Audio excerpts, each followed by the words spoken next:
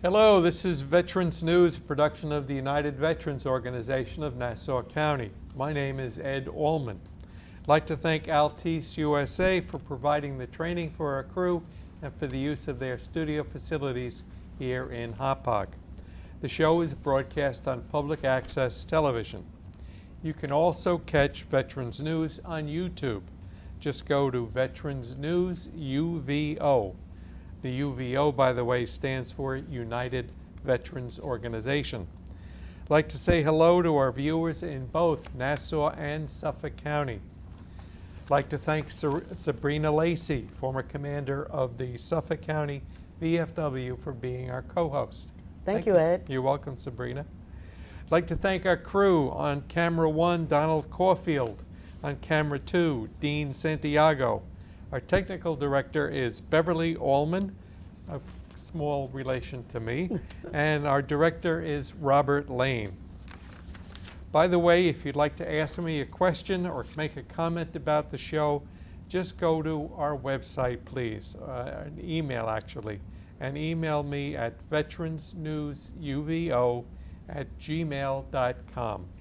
That's also good if you want to become a volunteer, because we certainly could use volunteers on our show.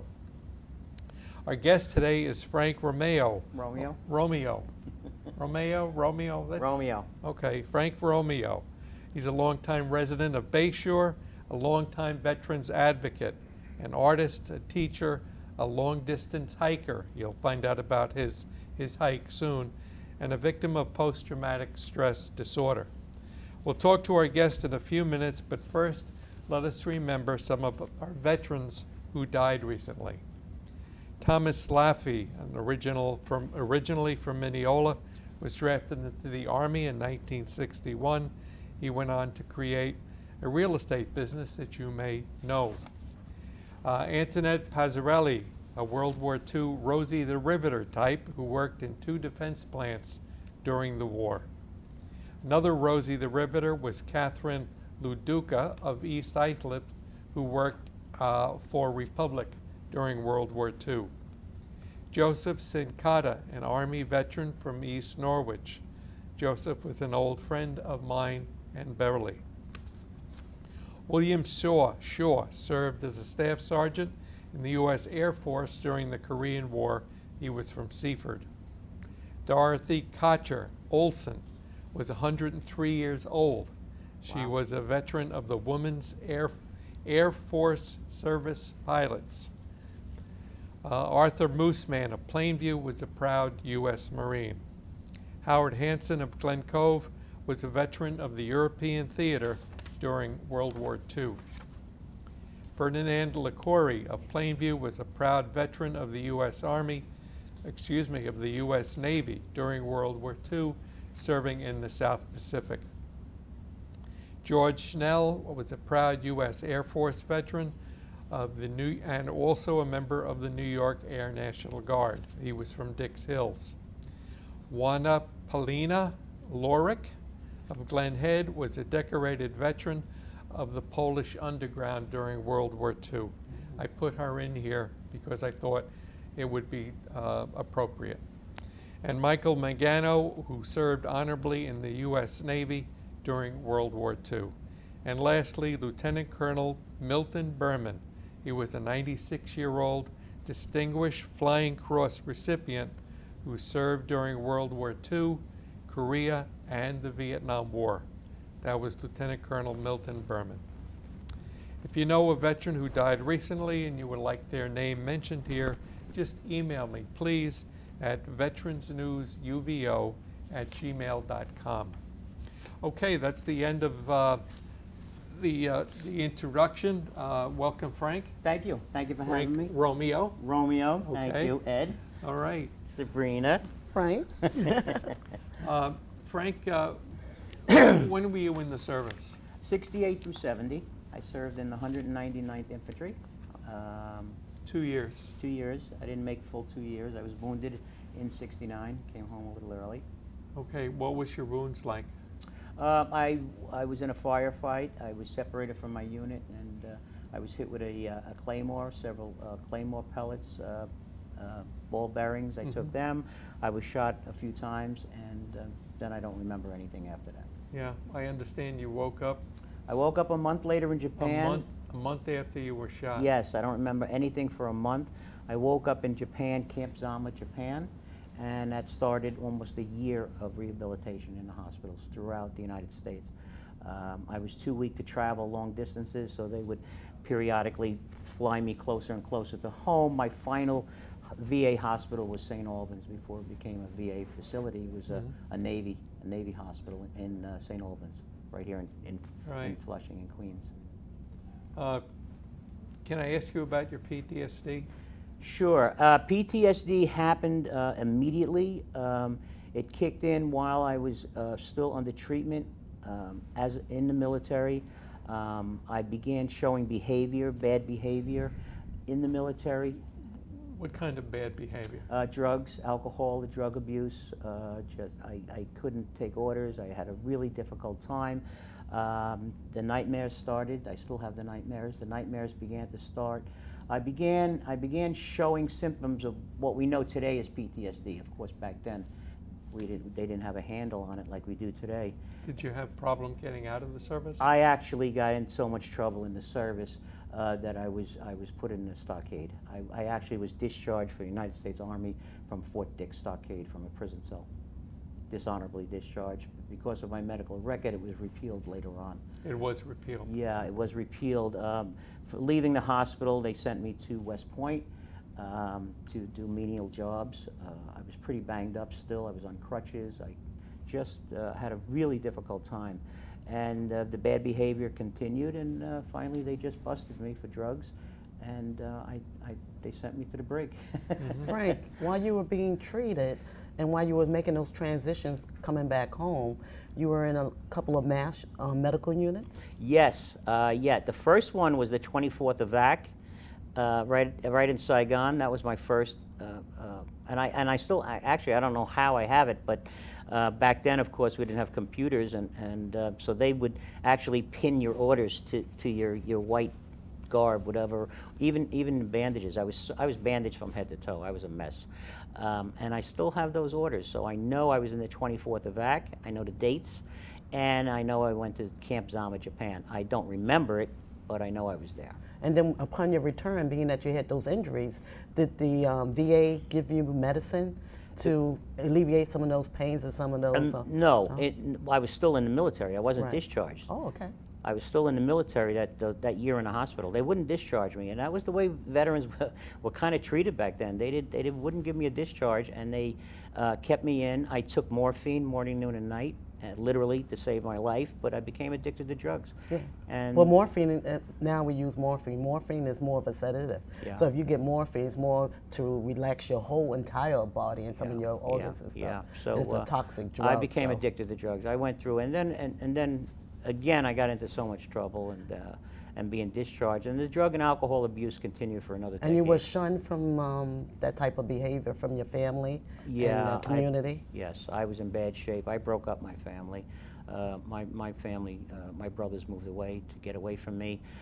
The anger and the rage, I went through all the stages and continued with the drug and alcohol abuse for another decade. So it was a difficult period of time in my life. Let me just ask you one question before we move on. Was there one person that stuck by you through all this? Yeah, Mom. Mom. Really? They said Mom. My Italian mother was 4'8" tall, and she could wield a wooden spoon, but she was loving. And what was her name? Is she still around? No. What was her name? Isabel. Isabel. Yeah. God bless Isabel Yeah. and all those mothers out there. Yeah. That's what pulled me through. Very good. Frank, you've been walking. What is that all about? Well, 30 years ago, when I came to terms with my PTSD, I realized the importance of it, and I began traveling around the country talking to people, especially talking to our students going into the military.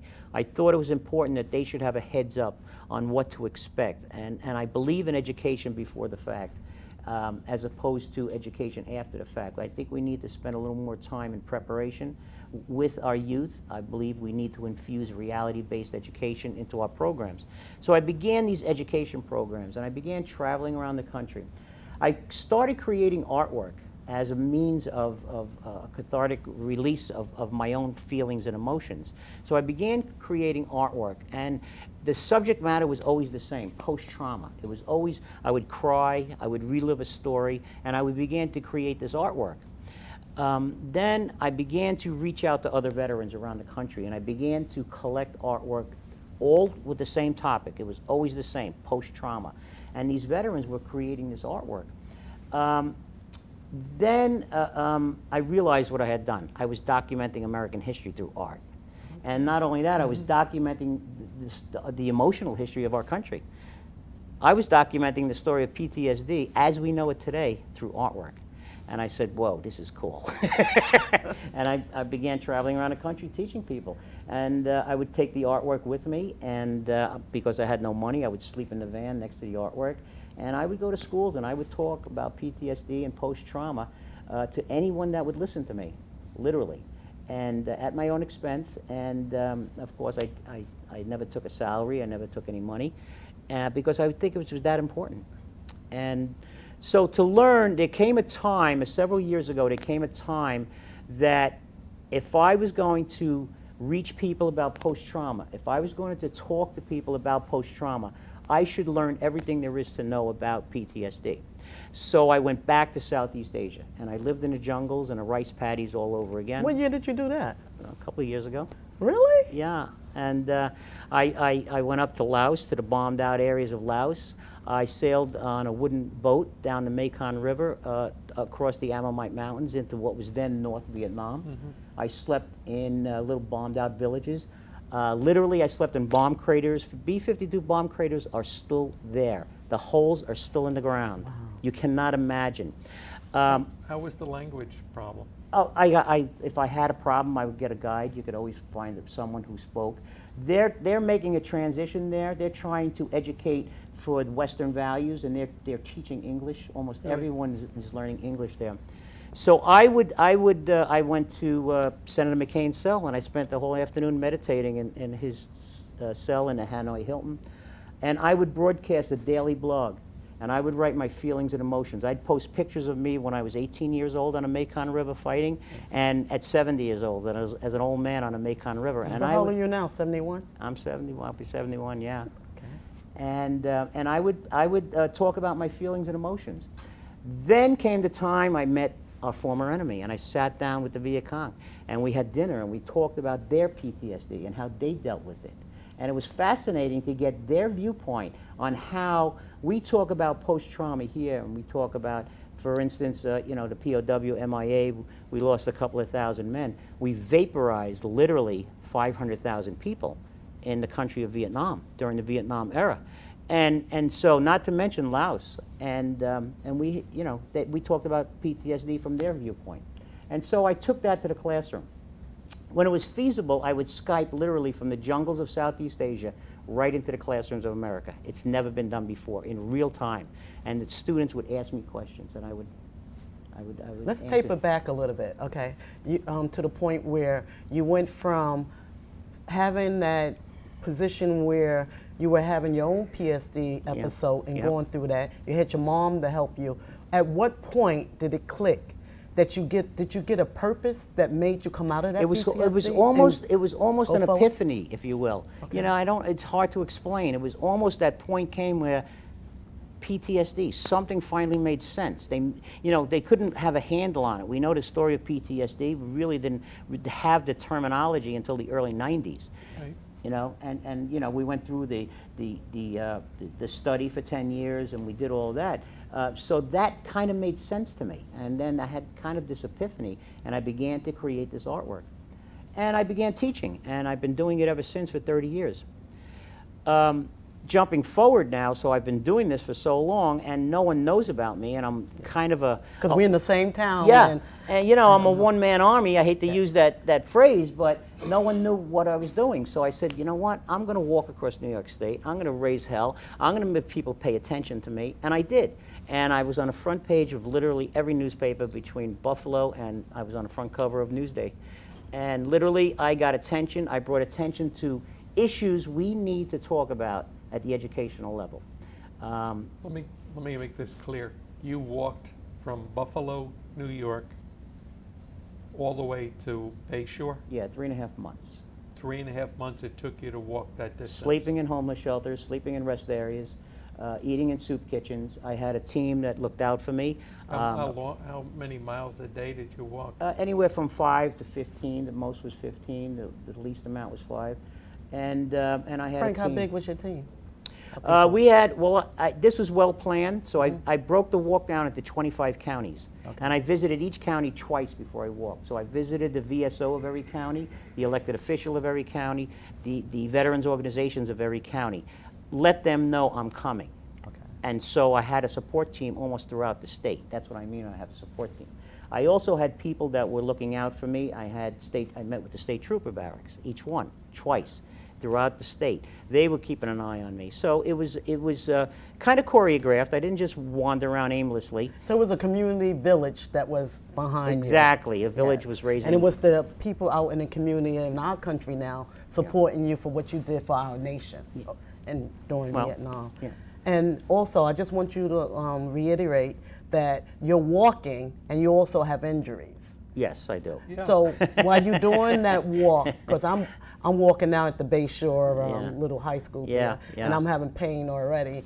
And I could imagine what you enduring. Well, this as is you all walk. titanium. I mean, I was hit 7 times. I have a bullet in my spine.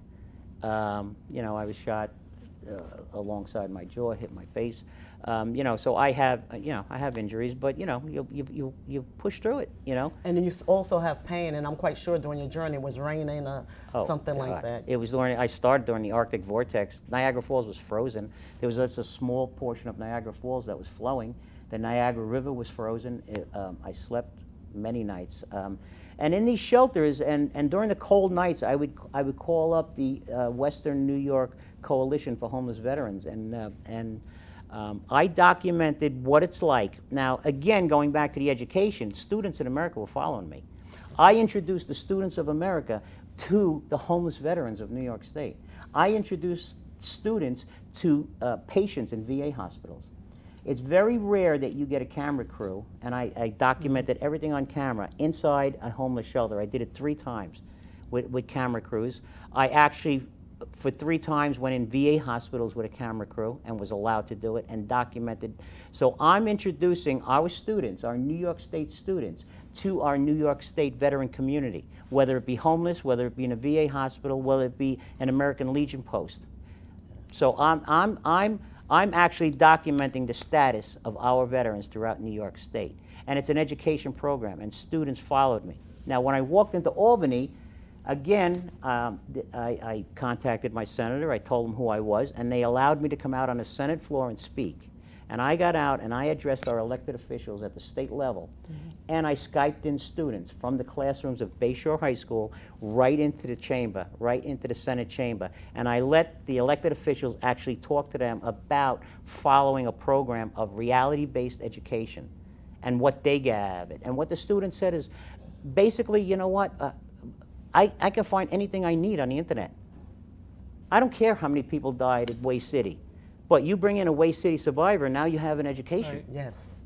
And we're not tapping into the most important resource we have in this country in education, and that's living history. So I took my program, I took my ideas, I spoke at 24 high schools on my walk. They advocated it, they embraced it.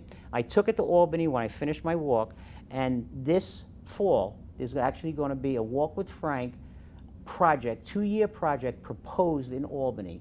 And it's going to be part of the education, hopefully, it's going to be part of the education budget for next year. And it's going to be a 2-year pilot project, and we're going to bring reality-based education to high schools all over New York State. And Frank, which people gave you that support to help you get up into Albany? My own hometown senator, Senator Boyle, was behind me. He's always Phil is really nice, right? Senator Brooks from Nassau County, who is the chair of Veterans Affairs. Yes. Shelley Mayer is the chair of Education, and Senator Carlucci is the chair of Mental Health. We're touching on these 3 departments and putting this together, putting a package together. I have endorsements letters coming in from all over the state, from VSOs all over the state, from high schools all over the state, from elected officials all over the state.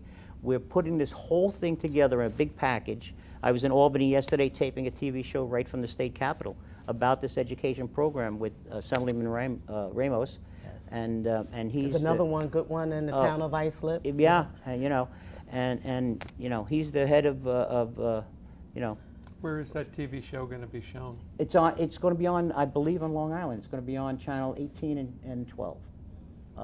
It might be public access, the same as you. I'm not sure. Yeah. Yeah. Channel 12 would be regular commercial.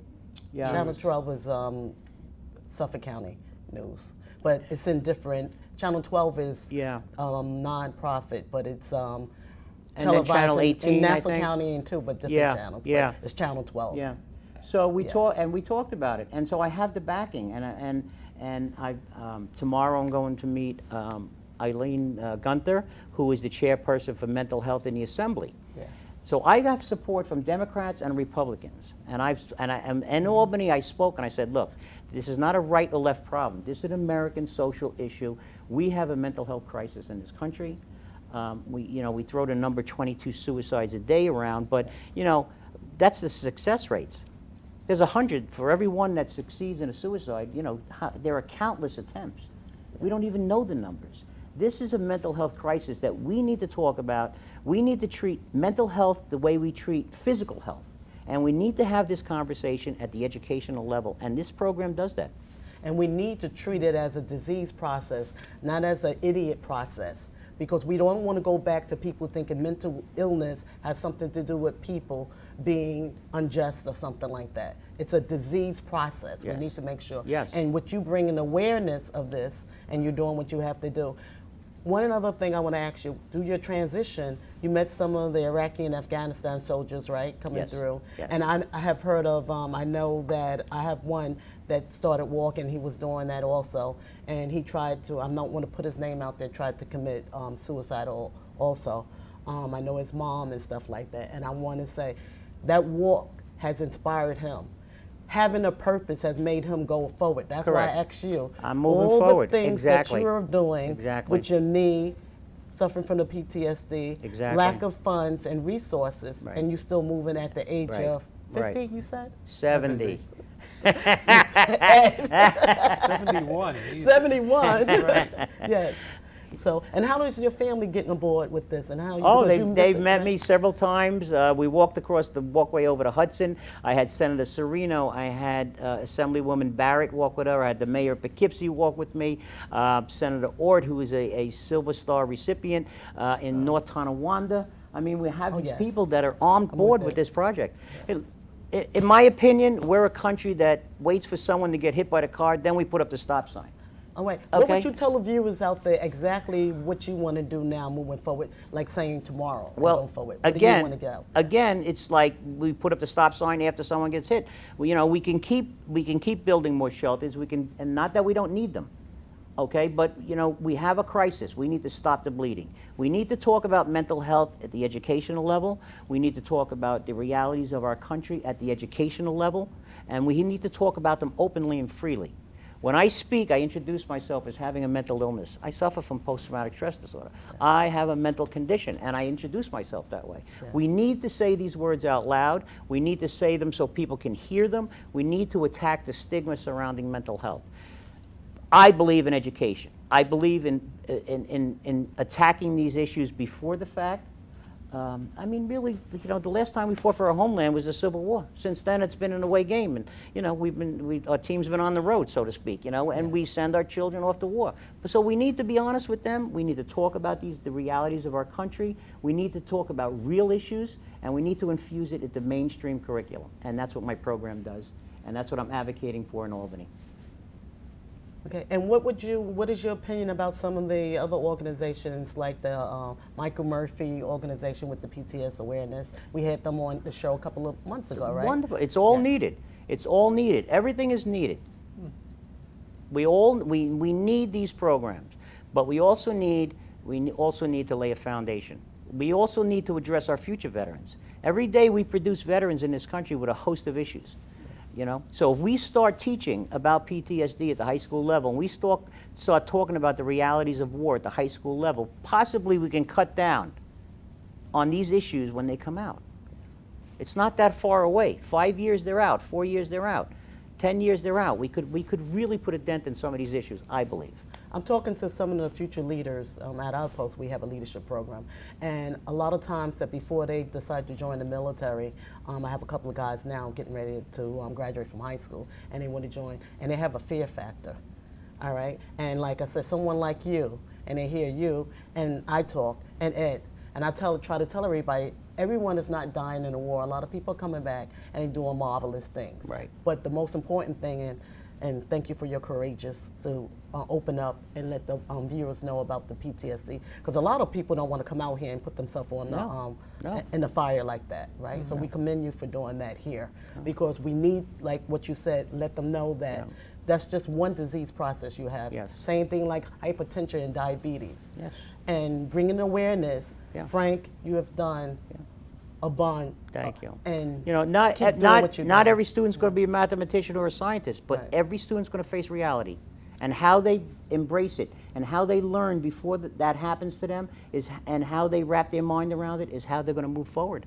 And some of the high school students, what are they saying to you when you go out there and you speak in front of them? They love it. They sit there. First of all, they sit there. You can hear a pin drop, and then many of them come to me afterwards and tell me personal stories that are heart-wrenching. But Right. they feel this openness. They feel if I can say it, now it gives them a venue, gives them, you know, they can come out and say it. And they come in private and they talk to me, and some of them are heart-wrenching.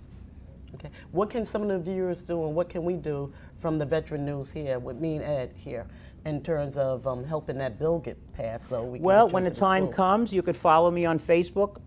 I have a Facebook page. And what is that page? You go right on Frank, but you can go on my website, walkwithfrank.org. Oh, that's easy to remember. There you go. Walkwithfrank.org. That's it. And you can go right on my website. When the time comes, I'll ask everyone to call their elected officials and say, hey, we really need this program. And I think if we do this right in New York State, we can be an example for the rest of the country. I believe that. I truly believe that. I just want to ask another question. What make you get up every morning and have that passion and that tenacity to get that energy and that drive to continue doing what you're doing? It's moving forward. I'm not ever going to go back. I'm never looking back ever again. And I don't want any young person to live through what I lived through ever in their life. And that drives me. That fuels my energy. And you tell the viewers out there, the veterans that are there suffering with PTSD, you need to come out, talk to people like Frank, look at people like Ed and myself, volunteer, and get out and find your purpose. If you come out here, you find your purpose. I want to thank you, Ed, for bringing me out here, because you've been trying to get me out here for a year, and I've been doing this now for over a year. And that's what it's all about. And be honorable to sit here next to you, a Vietnam veteran that came back after all that. And I'm only turning 40. You viewers know, right? That means I have another 20 years to catch up to you, so I got to continue doing what I'm doing. Well, you got another 30 years to catch up to right? With the things that I have going on. And Ed, how long you been doing this news program? 18 years, something like that. Wow. 18 years. And I don't want to throw you under the bus, but you're about 60-something now? Yeah, 62.